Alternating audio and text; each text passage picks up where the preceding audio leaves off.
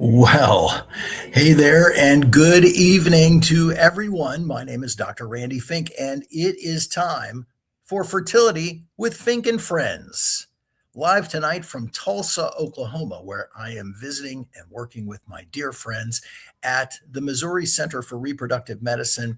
It's my honor to be here as we are every Tuesday evening at this time, 5 o'clock Central Time, which means 6 on the East Coast, 4 in the mountains, and 3 on the West Coast. Fertility with Fink and Friends is the place you want to be to talk about all those things on your mind about women's health, about fertility, about getting that family, about staying pregnant, the pregnancy aspect. And oh my gosh, isn't that such an important part of our lives these days? It's great to see everybody here tonight. I have to say that Tulsa, Oklahoma was a pretty thunderstormy and threatening today, but it seems like every time I come here, it is always raining. And so many would say that I bring it with me, and I reject that notion.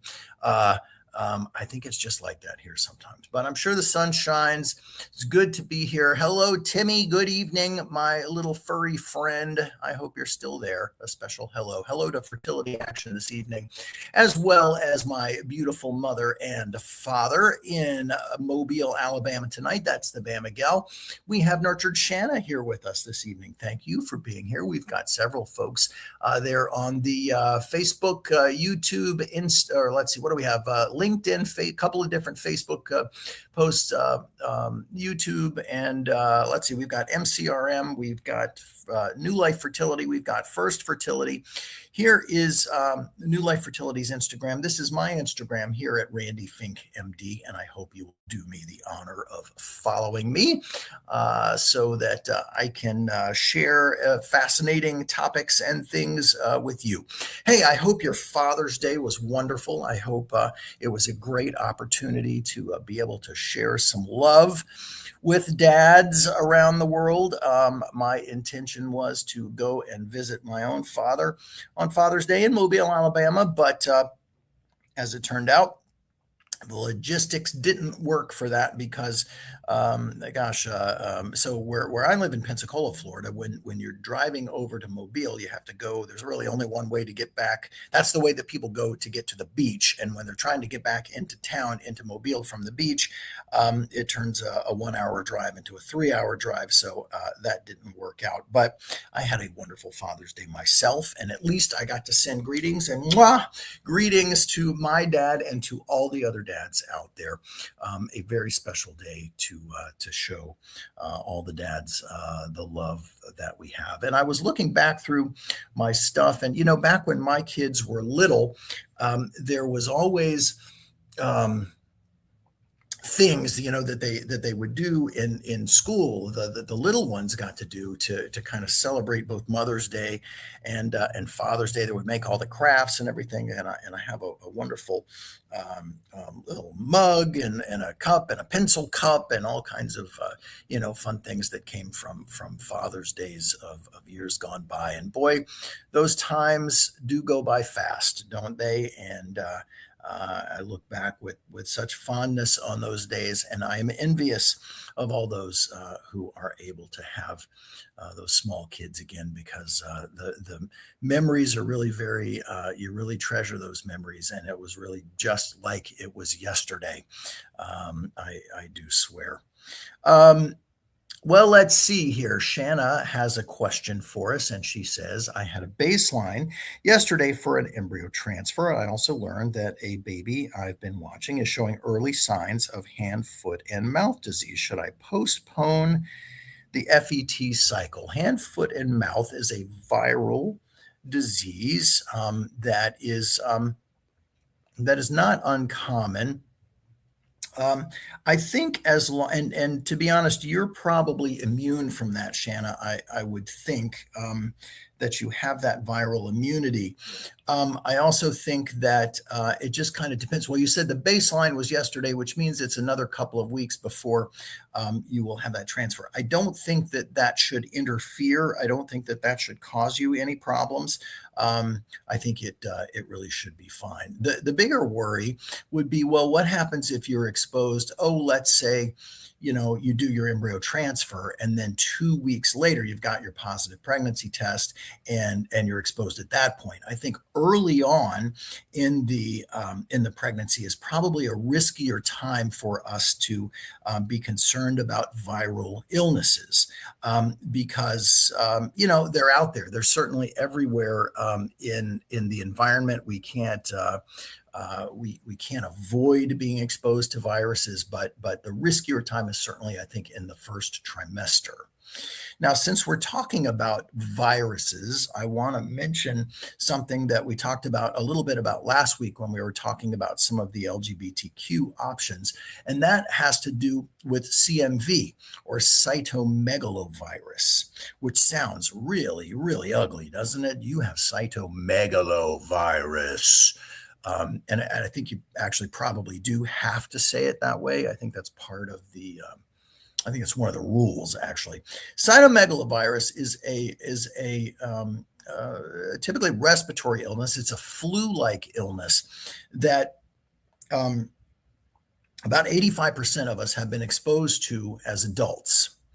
If you contract CMV, or cytomegalovirus, when you are pregnant, you run the risk of having a substantial impact on the pregnancy.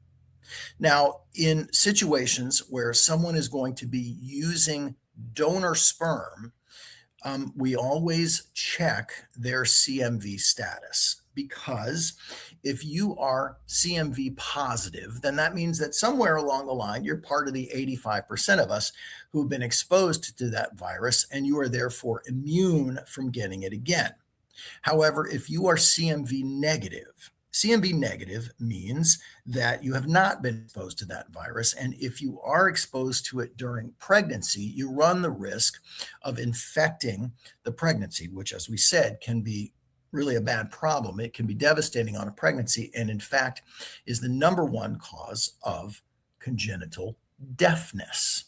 Now, interestingly enough, and so we check because, well, if you're negative, that means that you want to use a sperm donor that is CMV negative, so that there's not a theoretical risk of infecting when the sperm meets the egg, infecting that embryo from the very first moment of conception.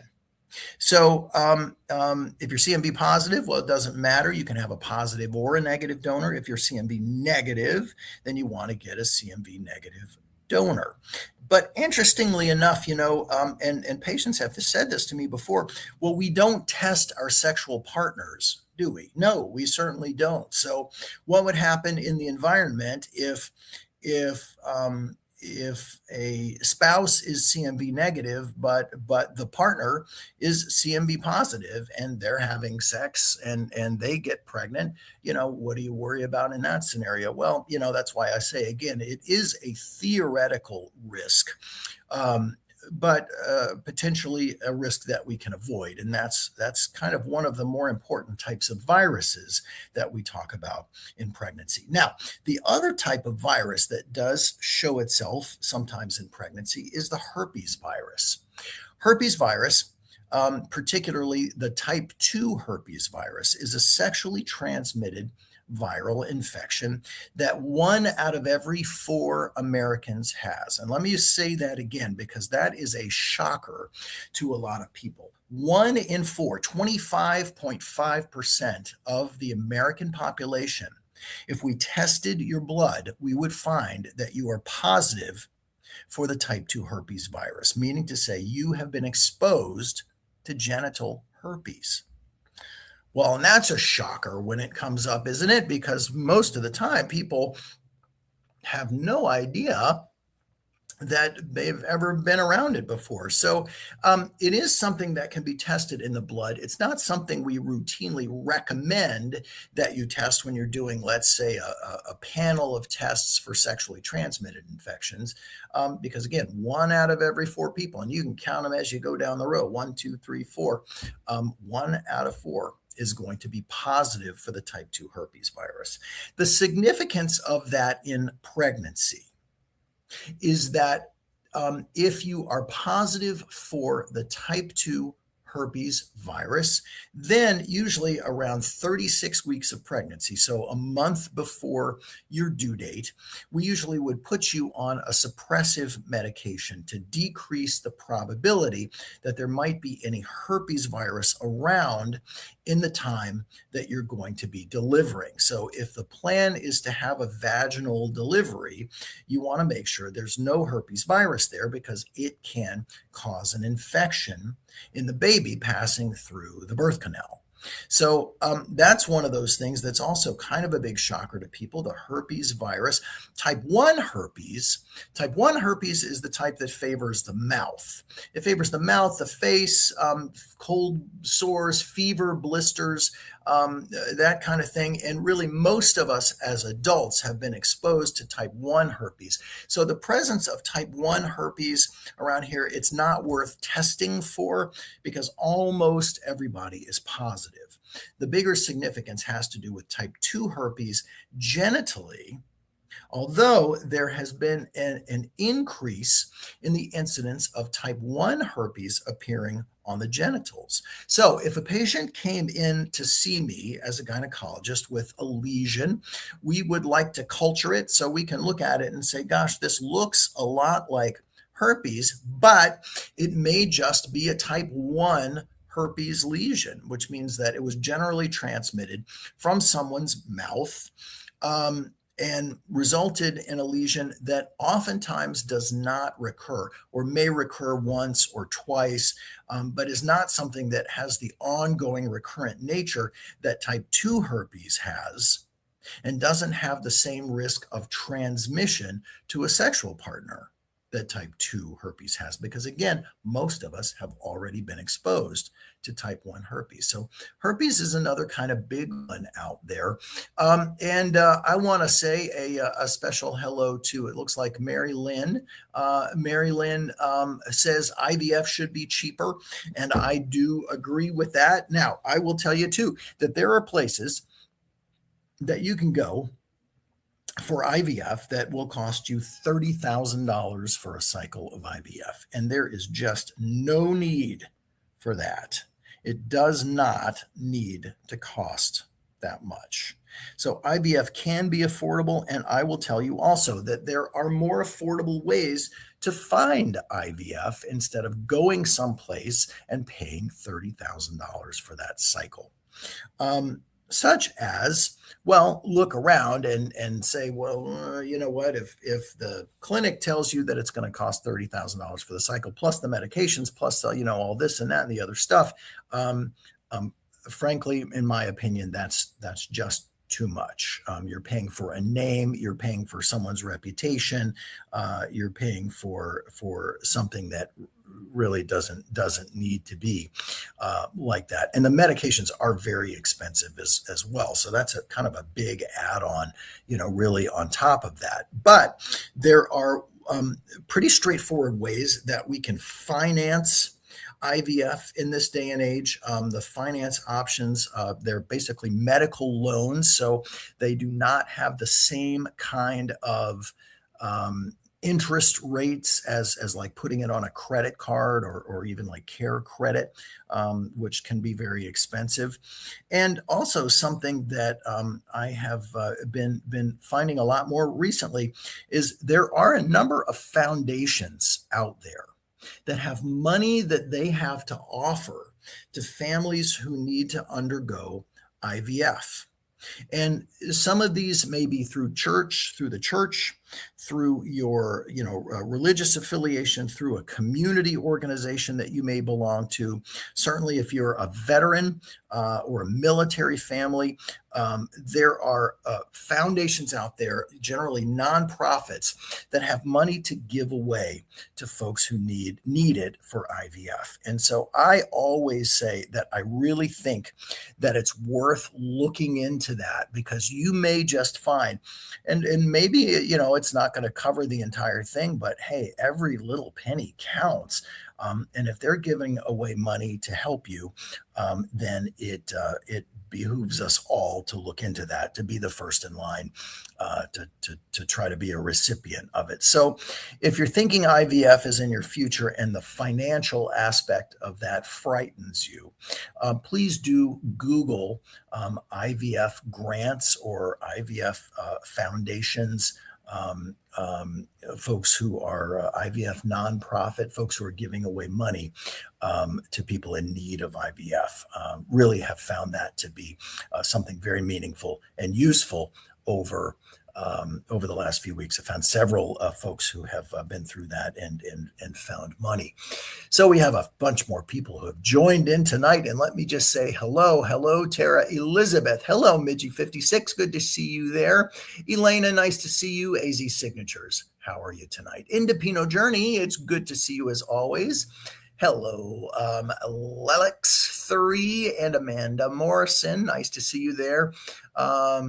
Avis Barnett, Nina Buena, how are you? And Haley, good to see you there. Shannon notes that, and it's something that I really do want to call attention to. You said, Shanna said something very, very nice to me. Shanna's, I've known you through here for several years now, and you've always been a really wonderful soul and a very nice person. You said thank you always, as always, for your guidance and support. But this journey can be so isolating, and these talks are helpful. And I appreciate you saying that. That feeling of isolation is really one that I think is very interesting.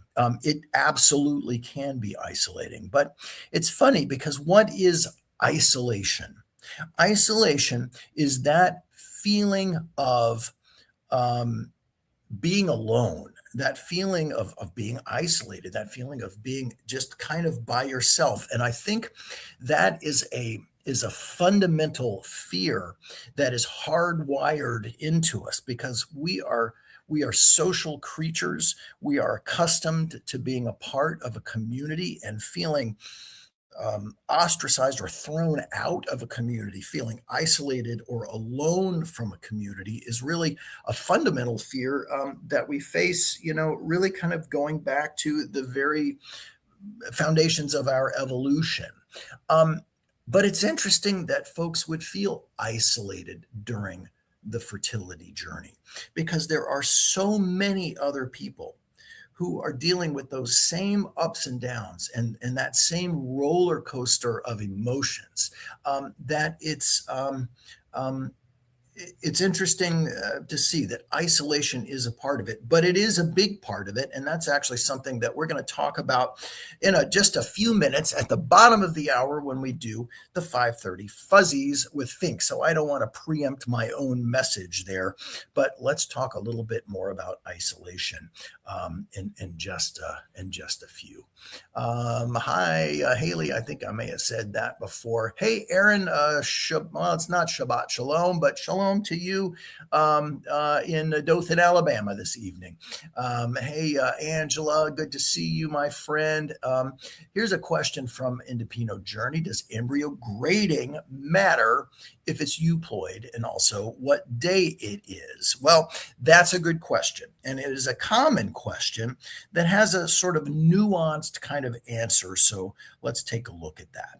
The first thing you want to know is that if it's a euploid embryo, euploid meaning chromosomally normal, euploid is euploid, and euploid is the best kind of embryo you can get. That is the embryo you want, right? That's the one that's chromosomally normal, that came from a chromosomally normal egg, fertilized by a sperm that resulted in an embryo that grew and created a chromosomally normal embryo. That embryo has our highest probability of pregnancy in the whole IVF world, and that can be up to 65% probability of pregnancy. Now, what about the day? A day 5 versus a day 6 versus a day 7? And the answer there is that, well, a day 5 is really the best type of embryo we could want, because that is traditionally when an embryo becomes a blastocyst. And what is a blastocyst? A blastocyst has gone from a bunch of cells that are just trying to figure out how to divide and how to survive, have transitioned actually into a little functioning metabolic factory. They've gone from being, let's say, 6 to 8 cells when they're a day 3 embryo, and they have become 150 to 250 cells by the time they're a blastocyst. And that change, that transition typically happens day 5. So it goes from what's called a cleavage stage embryo, because it's cleaving, it's trying to divide. It becomes a morula. A morula is like a day 4 embryo.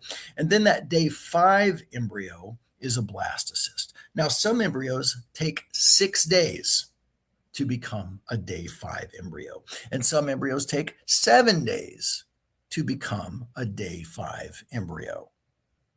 And if that's the case, then they have moved along a little bit more slowly than you might expect from kind of really what happened with the day 5 embryo. So the day 6 embryo is not going to function as well as the day 5 embryo, and the day 7 will function even less well than the day 5 and the day 6. So if you're asking the embryologist to say which is the better embryo, it's always going to be the embryo that became a blast on day 5 as opposed to day 6 or day 7. Now, the grading was a system whereby they are able to look at an embryo. They look at the embryo, they look at the inside parts of the embryo, which is called the inner cell mass. And then they look at the outer parts of the embryo, which is called the trophectoderm. And they're making some assessments on what these things look like. That's what the 2 letters are in an embryo grade. The number has to do with the extent to which that embryo is hatching, like a grade 4 embryo.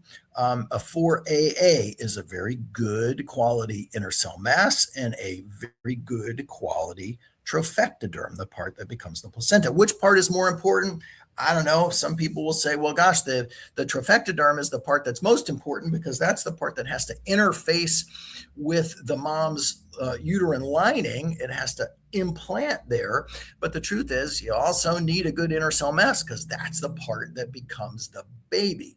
So which is more important? I don't know. They're both important, really.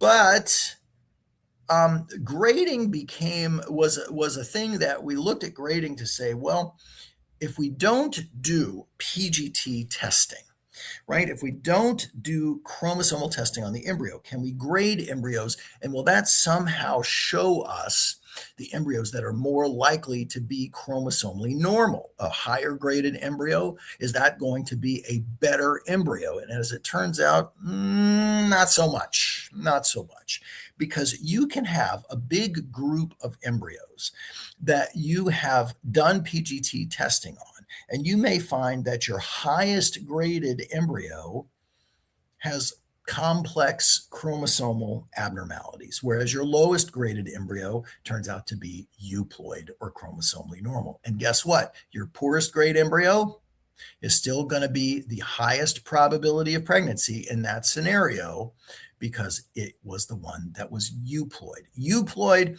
or chromosomally normal is always going to be the most important feature.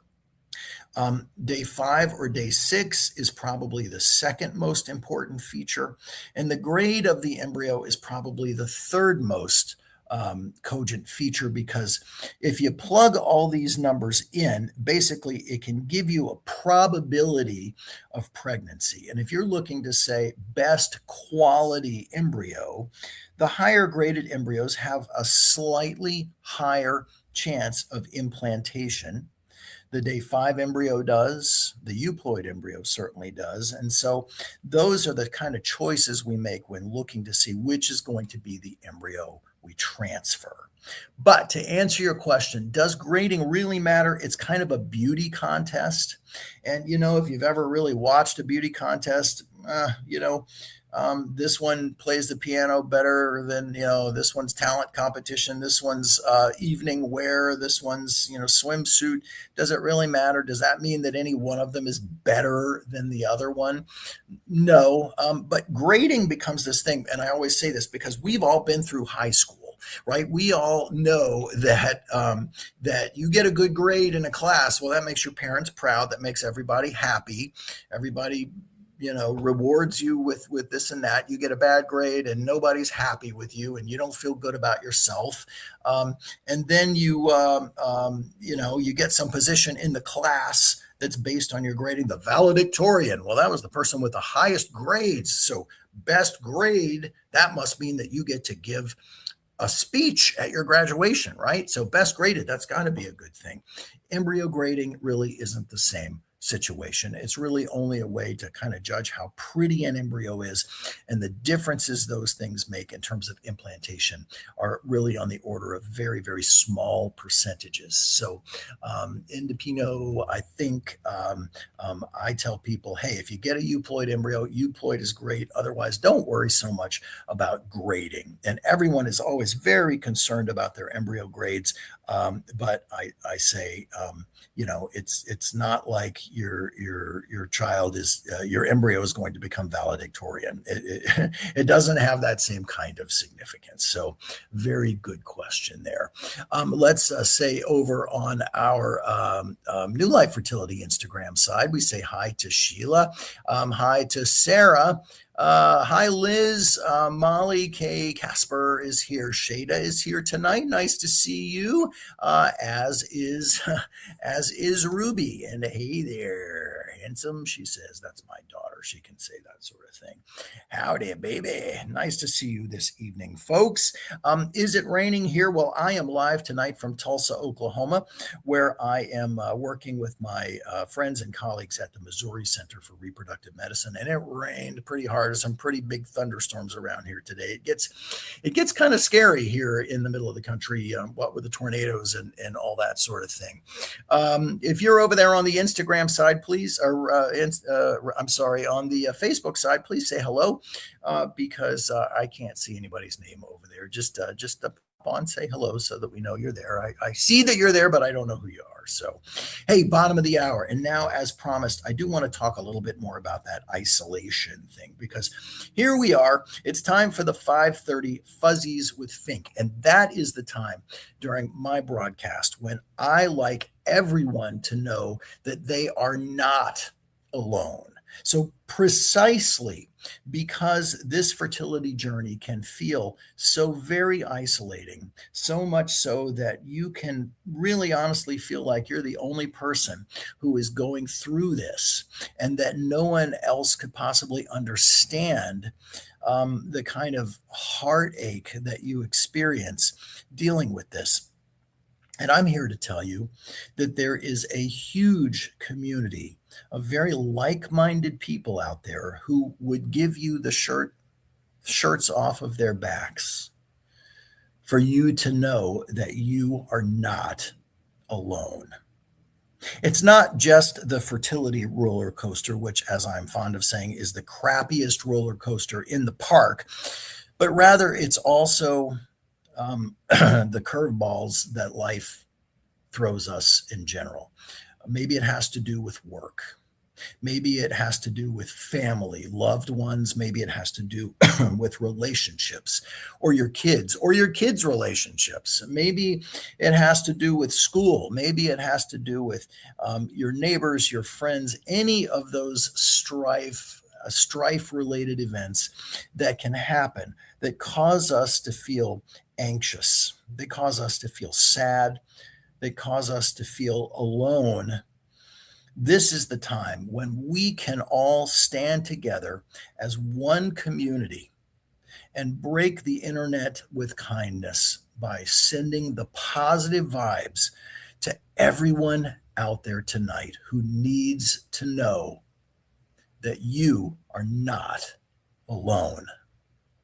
We are all in this together, friends. And I would say it really makes such a difference in the world when you can just try to make a difference in one person's life.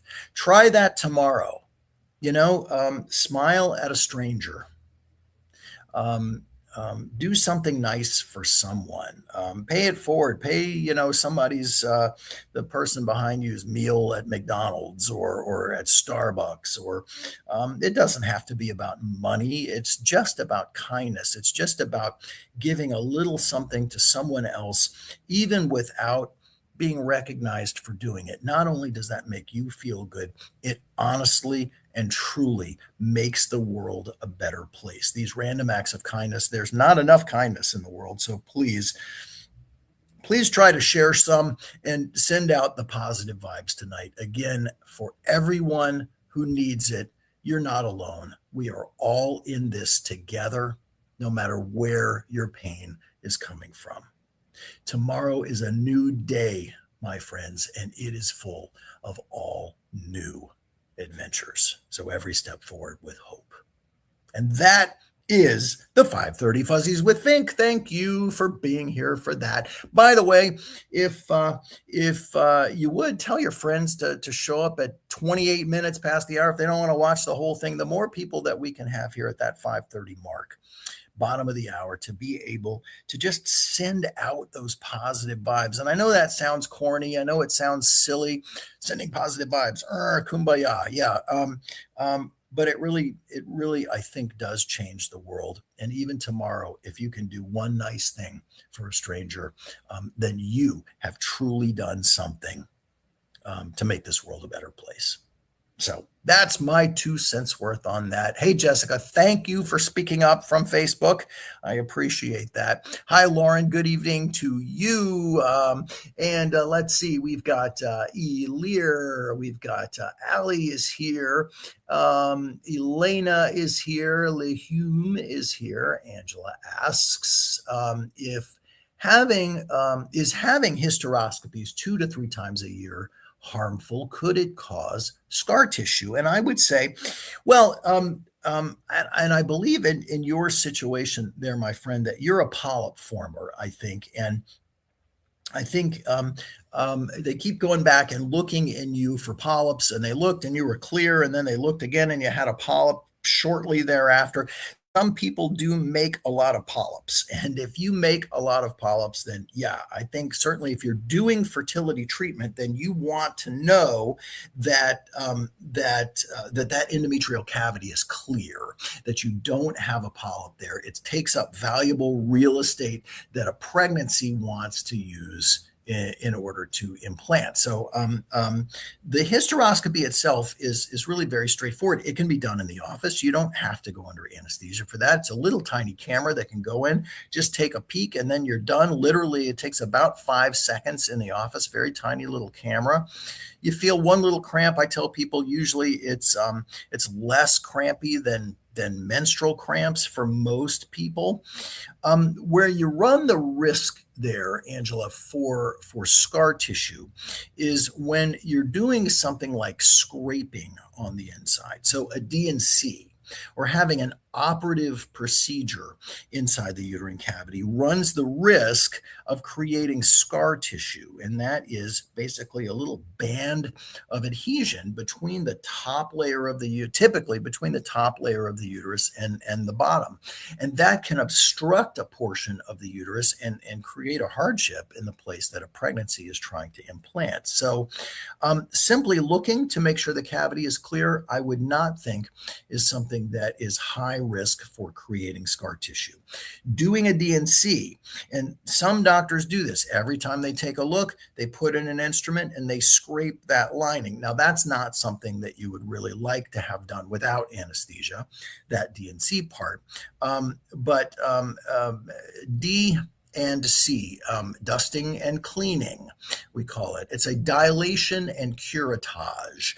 Dilation means you have to open up the cervix a little bit in order to be able to get inside. And a curettage means it's a scraping. So if we were going to curette the skin, we would kind of do like this. If you go to a dermatologist, they have what's called a dermal curette. And if you have a little lesion, they can kind of scrape it with this dermal curette. Same thing in the uterine lining. But when you do that in the uterine lining, that's when you run the risk of creating scar tissue. So hopefully that is helpful there. Hello, Foxy. Good evening from Minnesota. Thank you for being here tonight, as you are every week, and it is truly, truly appreciated. Hi, Noodles. Noodles, good to see you here this evening. Dragon Meyer and OMG Kylie. Noodles asks,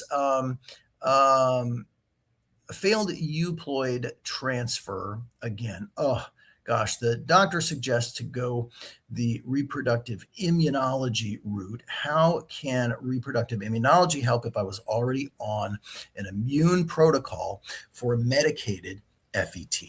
Well, gosh, so you, without naming names, you are likely being seen at a practice that offers an immune protocol for every patient. And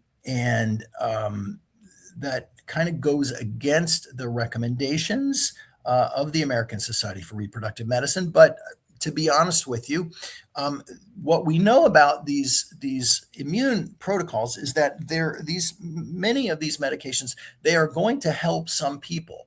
The problem is we just don't necessarily know exactly who they are going to help. And as long as they aren't going to hurt you, then you might be in that group. It's going to help. But there are a number of different immune medications and different types of protocols. So just because you are on one of them, so for example, just because you're on immune protocol 3, that doesn't mean that there aren't other things that may want to be or need to be included. So now seeing a reproductive immunologist is not really an easy thing to do because there aren't so many of them in the United States. They're expensive. Much of the time insurance doesn't cover them.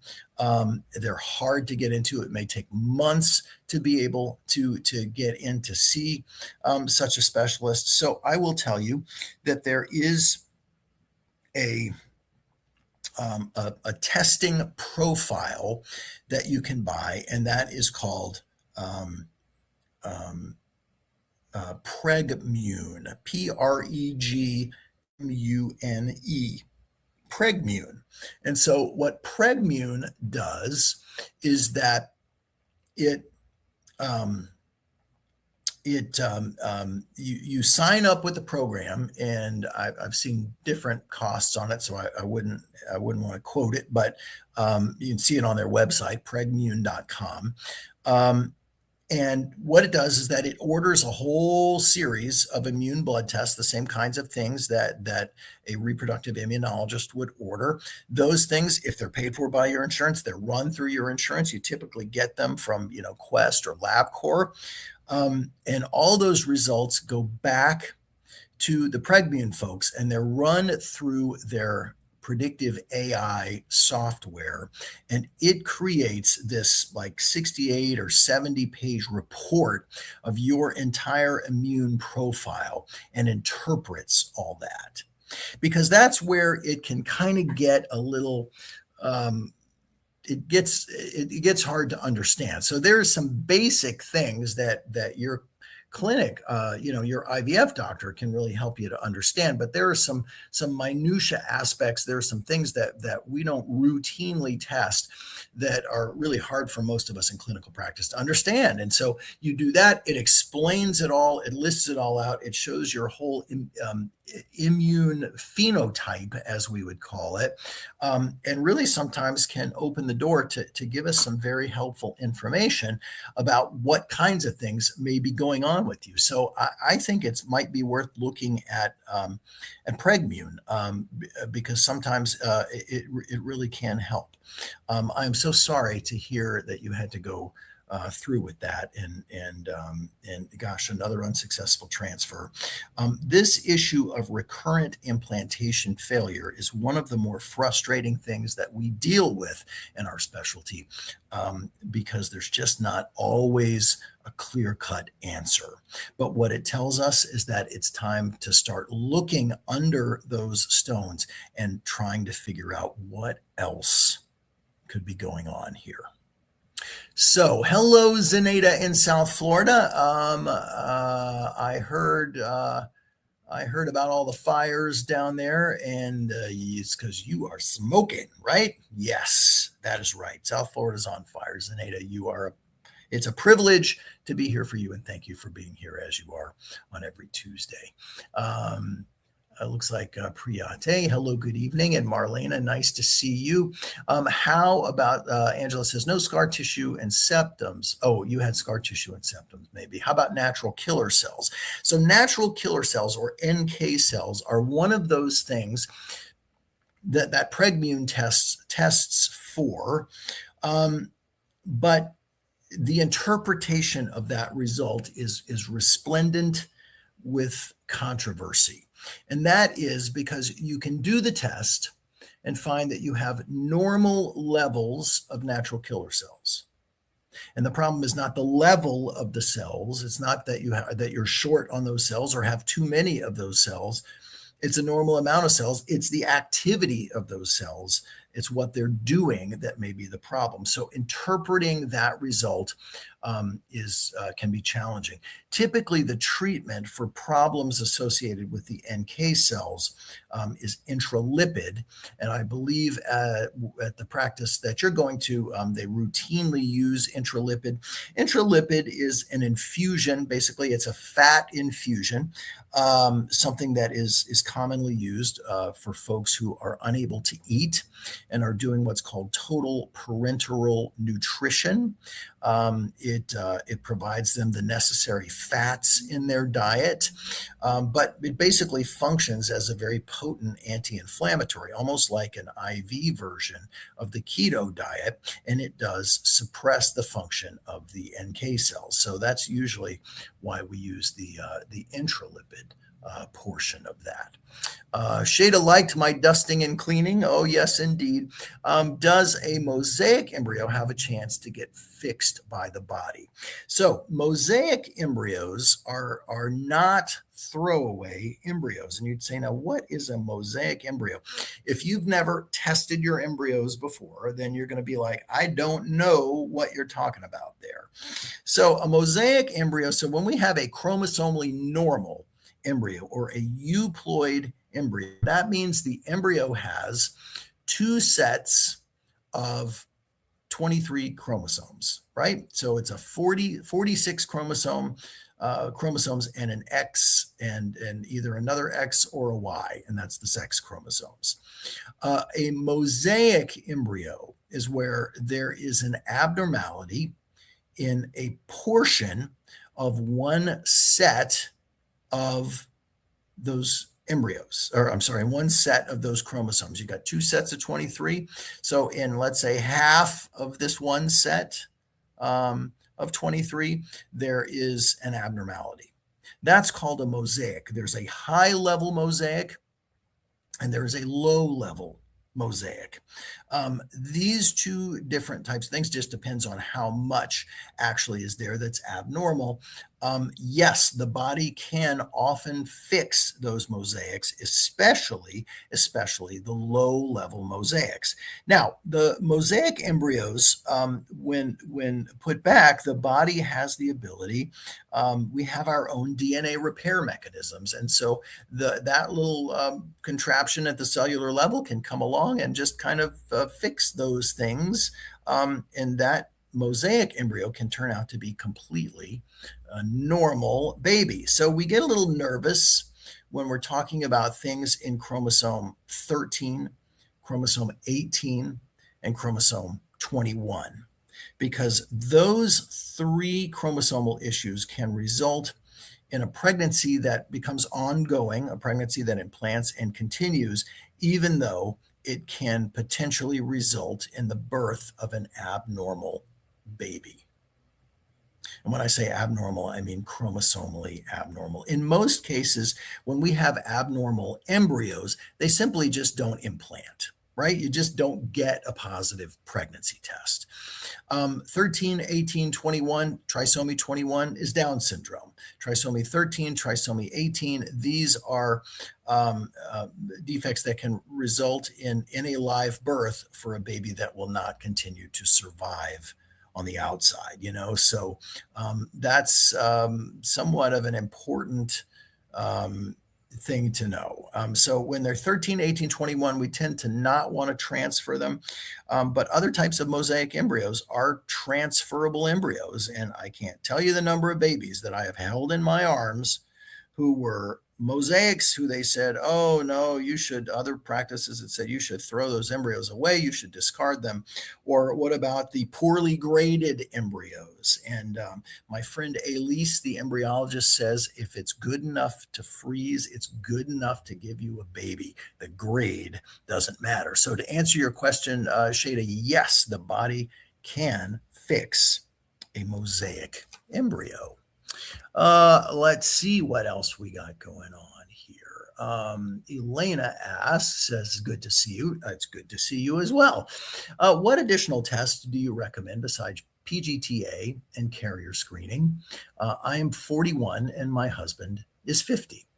So you mentioned, kind of two important things. I do feel that carrier screening is very important, because the time to find out, So the thing about it, basically, what that is that it looks to see if you are a carrier of any one of, in this case, 275, as you mentioned, diseases that are part of that panel.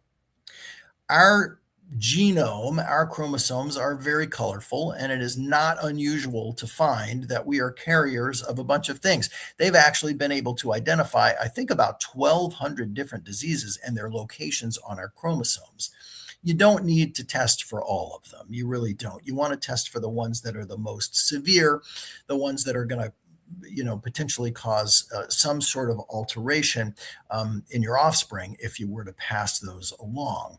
So, one of those things that is kind of not so meaningful might be, single eye partial color blindness. Well, would you really select an embryo based on single eye partial color blindness? Probably not. Would you select an embryo based on a life-threatening disease like cystic fibrosis? Yes, you certainly would. Or sickle cell disease. Of course, yes, you would. So it's not unusual to find that we are carriers of different things.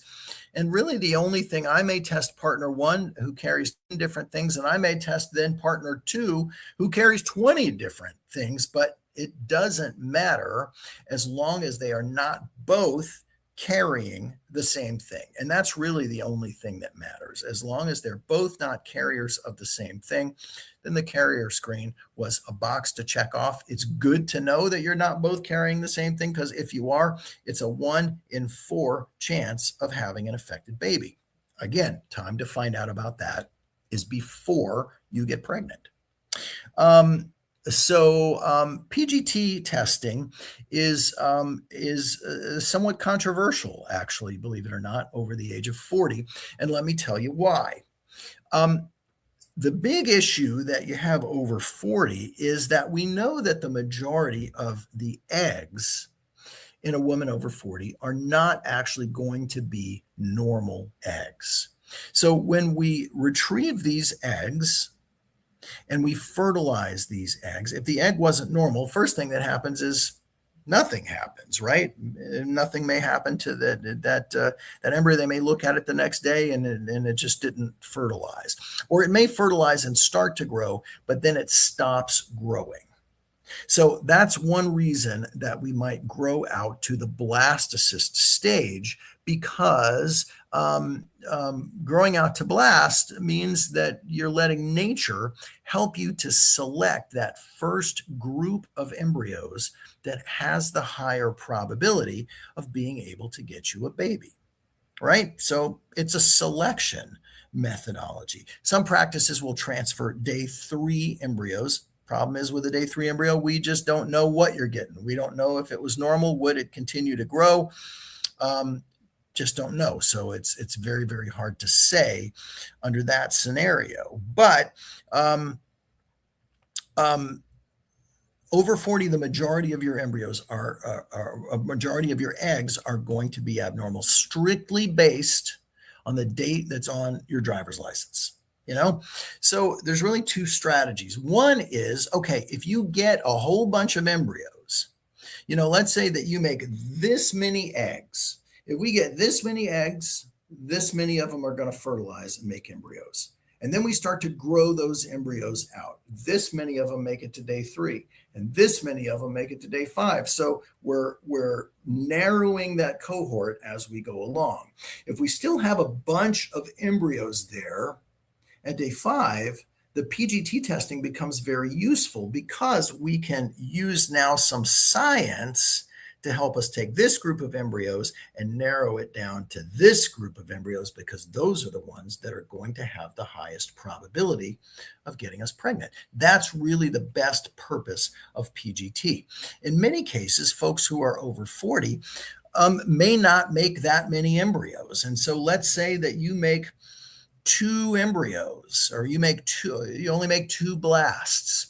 And I would say there's no real benefit to testing those 2 blasts, because we can just transfer both of them at the same time.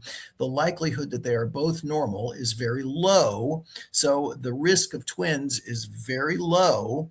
But if they're normal, if one's normal, it's going to stick. If it's not normal, it's not going to stick. So your body is going to give you that same information that you would have otherwise paid a lot of money to get from the laboratory.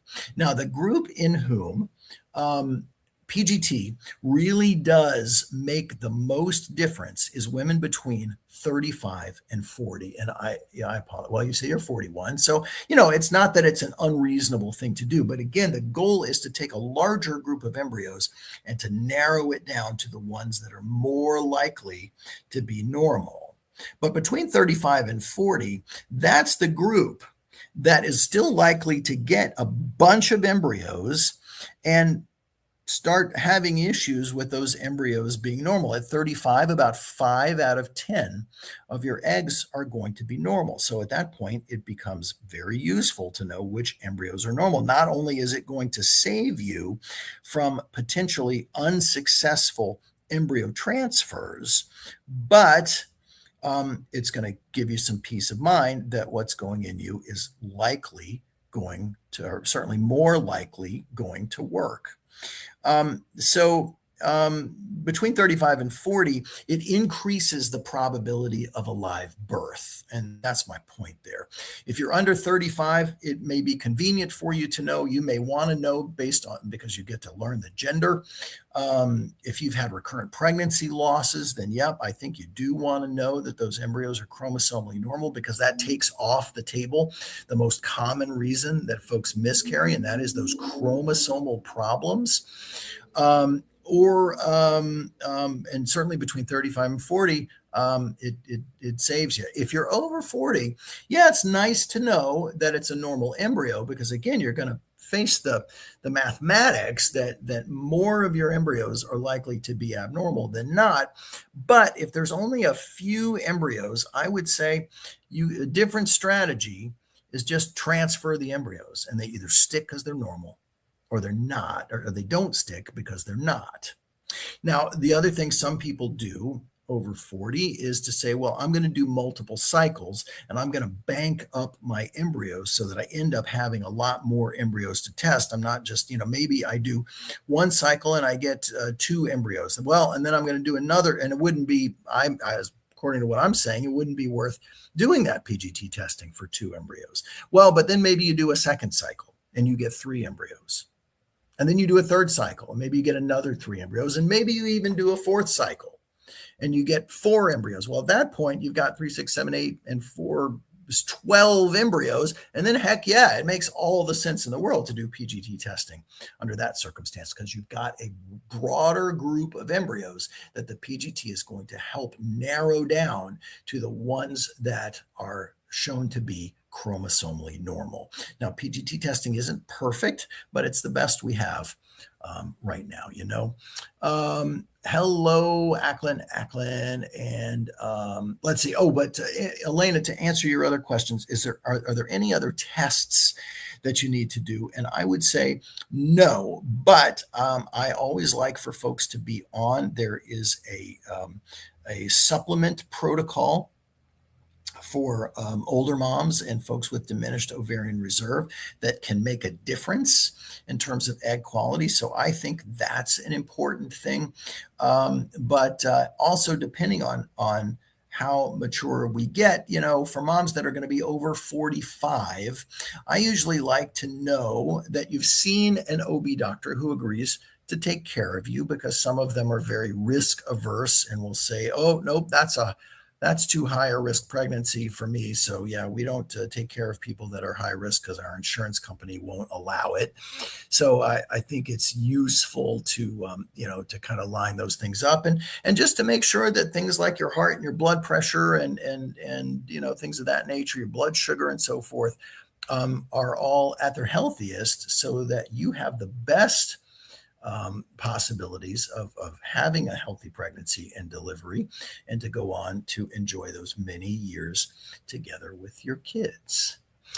Well, folks, we are going to, and Shada, thank you for being here. I appreciate your words. And thank you, Jessica, also for saying such nice things to me. Thank you very, very much. Folks, this like I said before, this fertility business, it's not the book of your life. It's really just a chapter.